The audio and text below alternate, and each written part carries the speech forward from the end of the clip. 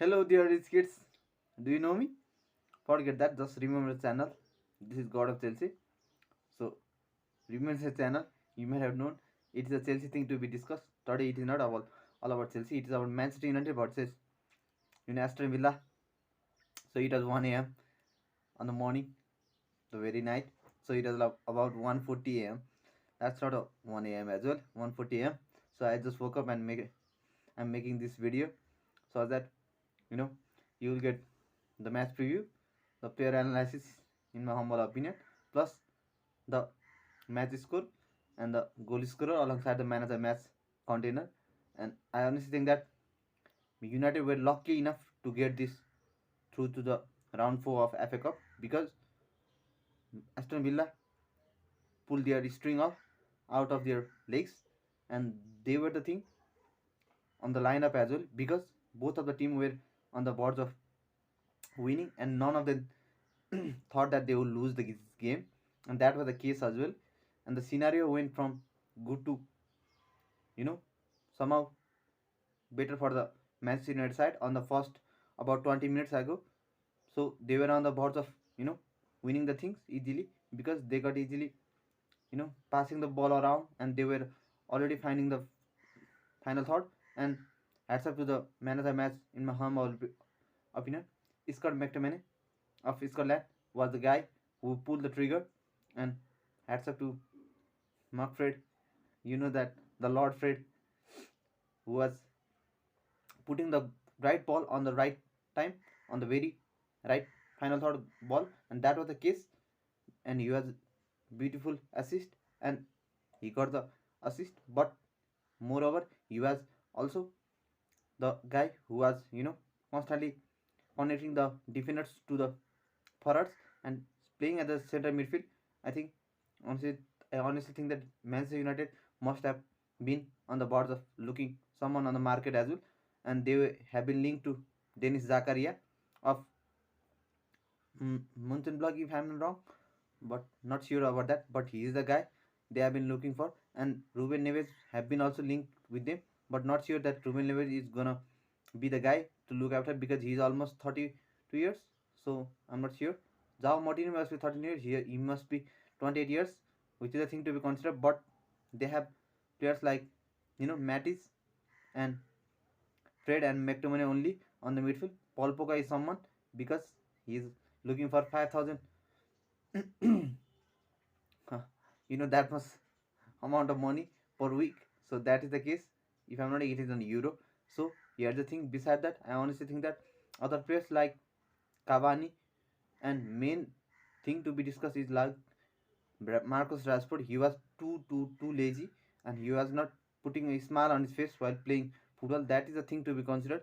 I honestly think that why does not he takes quick decisions like he used to do.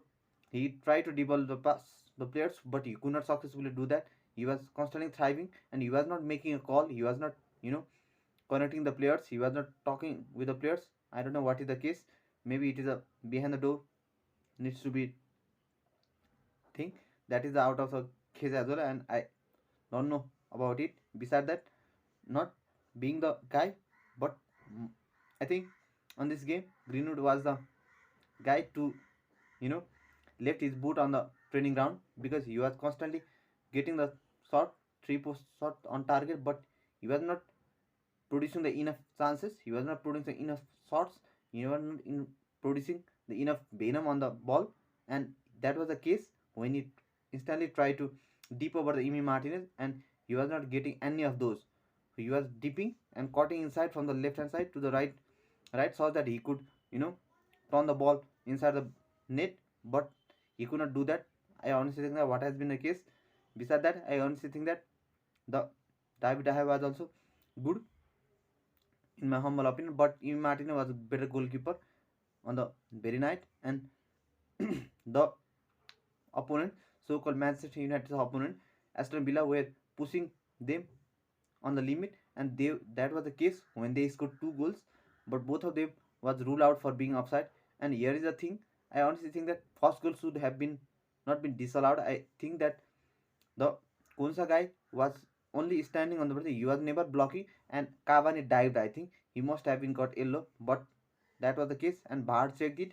And in fact, the on-field referee Michael Oliver, if I'm not wrong, got on the VAR and checked it, such that he was constantly, you know, typing, and he was looking on the bar, and he gave a fall, and he was pointing offside. That was the thing I got baffled as well, because that was not the offside. He had to point the finger so that it was a fall and give the handway to the other side, because the fall was done by Aston Villa.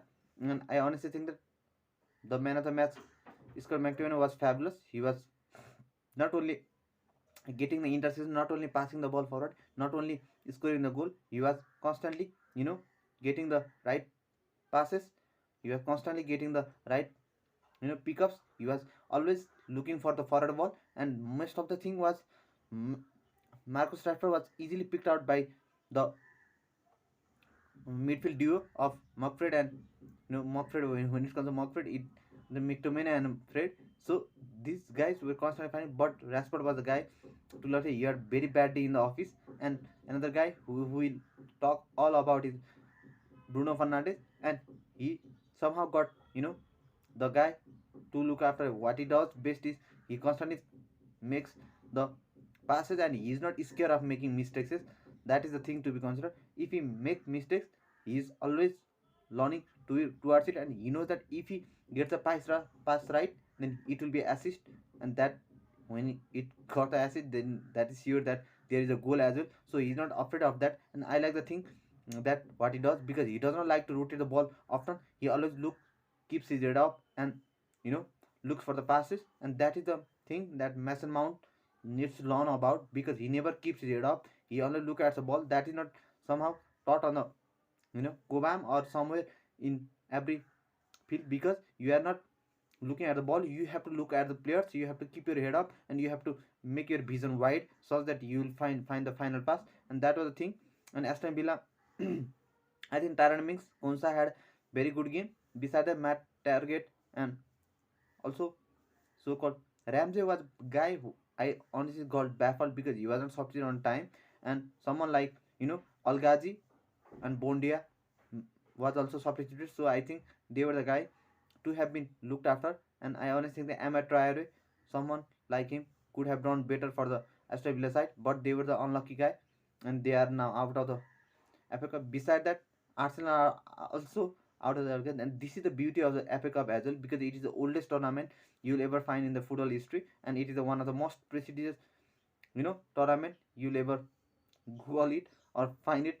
You'll get it, because it is a thing that a lower league team or non-league team are able to compete with the higher league team like Premier League teams, and they get battered as well. And I honestly think that it wasn't a lucky win for them, Nottingham Forest, but it was a hard work and passion work for them. Because if Arsenal got win by 1-0, it was not about also luck, because it was also about hard work, and it was also clinical finishing to finish off. I honestly think that you know you if you are watching being a United fan, never ever doubt of the Scott McTominay. I'm not sure about Fred, but I honestly think that you need to cover Fred with someone like Choumini, or someone like Dennis Zakaria is also a guy, because he can play at CDM, or you can go after NDD of Wilfred NDD of Leicester, because he have been also linked to Manchester United before. And I honestly think that you need to keep your faith on Scott McTominay, because he is learning day in day out, and he's also on the guy training guy.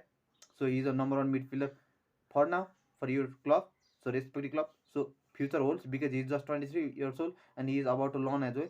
And I honestly think that you're lucky enough to get there, and you'll also see how far will Ralph Ragnick go. And the main thing was clean sheet as well, and David Daham must have been happy.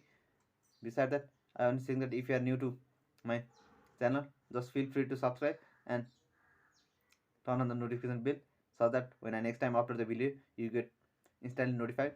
Okay, bye, see you. We will be back. I know that you will be back too.